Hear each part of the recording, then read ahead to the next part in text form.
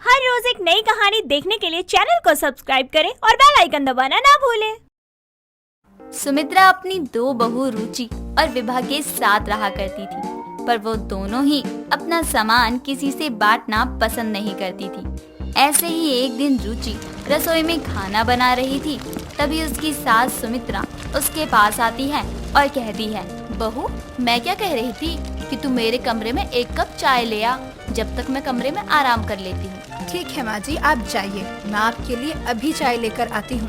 अपनी बहू की बात सुनकर सुमित्रा अपने कमरे में चली जाती है और खुद से कहती है, सुमित्रा तेरी बहू जब तक चाय नहीं लेकर आती तब तक तू थोड़ा आराम कर ले, बहुत थक गई है तू वैसे भी, जब बहू आएगी तो वो अपने आप मुझे उठा देगी।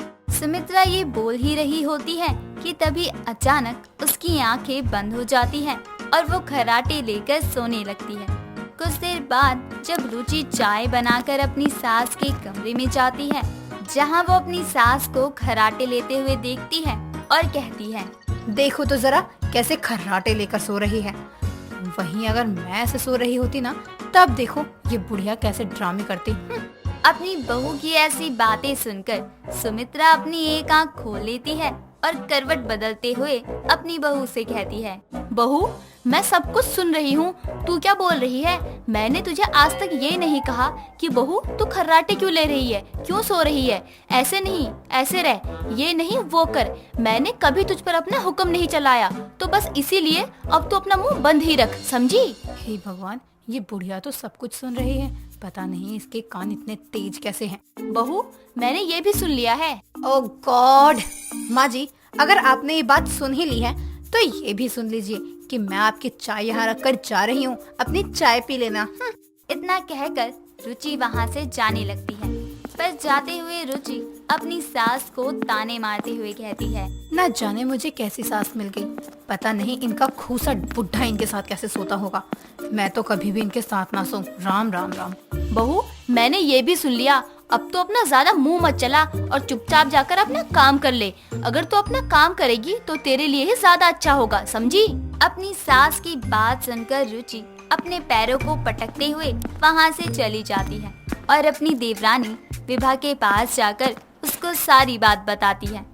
ये सब सुनने के बाद विभा अपनी जेठानी से कहती है, जेठानी जी, हमारी सास भले ही बुढ़िया हो गई है, लेकिन आप ये मत भूलो कि उनके कान अभी भी जवानी वाले ही हैं, इसलिए कुछ भी बोलने से पहले 10 बार सोच लिया करना।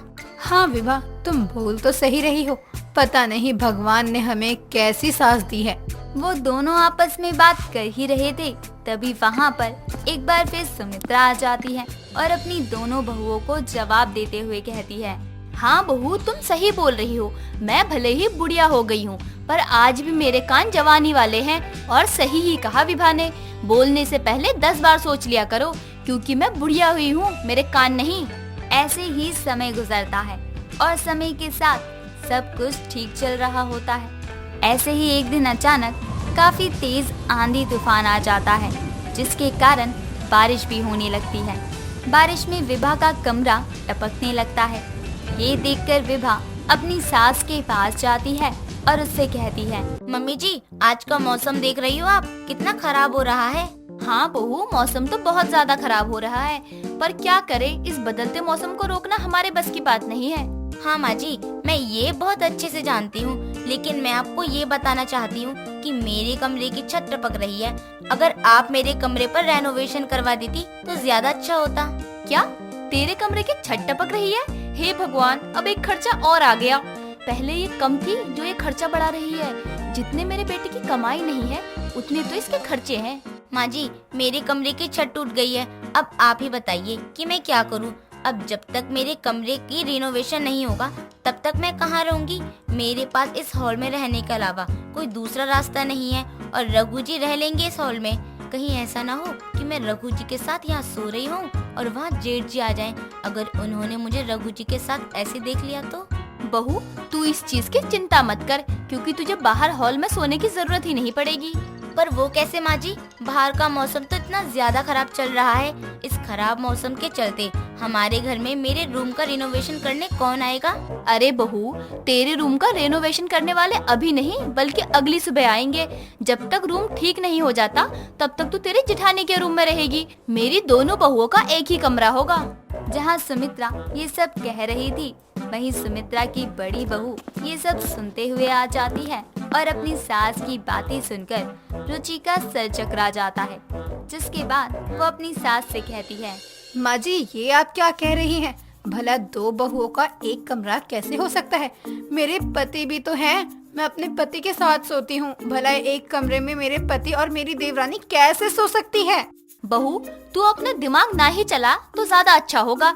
अरे जब मैं बोल रही हूँ कि मेरे दोनों बहुओं का एक ही कमरा होगा, और रही मेरे बेटों की बात, वो दोनों हॉल में सो जाएंगे। इतनी भी कौन सी बड़ी आफत आ रही है उन दोनों को हॉल में सोने में? अरे कुछ ही दिन की बात है, तुम दोनों एक रूम में मैनेज कर लो। पर माँ जी, ऐसा कैसे हो सका है? चुप रहो तुम दोनों, कोई कुछ नहीं बोलेगा। ये मेरा फैसला है और मेरा फैसला नहीं बदलने वाला है। दो बहुओं का एक कमरा होगा मतलब होगा, समझ आया? विभा बहू, अपना सारा सामान पैक कर रुचि बहू के कमरे में ले जा, उसके अलमारी में शिफ्ट कर ले। अपनी सास के इस आखिरी फैसले के सामने विभा और रुचि कुछ नहीं बोल पाती और चुपचाप विभा अपना सारा सामान पैक करके रुचि के कमरे में आ जाती है और उसकी अलमारी खोलकर अपना सामान रखने लगती है।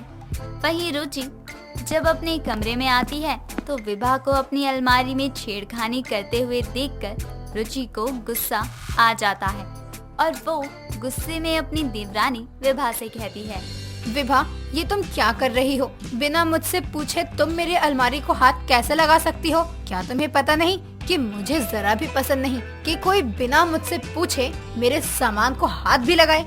माफ करना दीदी, पर आपने सुना नहीं, बाहर माँ जी ने कहा था कि जब तक मेरा कमरा रेनोवेट नहीं हो जाता तब तक मैं आपके कमरे में रहूंगी। कमरे में रहोगी, लेकिन इसका मतलब ये नहीं कि तुम मेरे कमरे में सभी सामानों को हाथ लगाओ, समझी? विभा अपनी जेठानी की कोई बात नहीं सुनती और चुपचाप अपना सामान रख वहाँ से चली जाती है।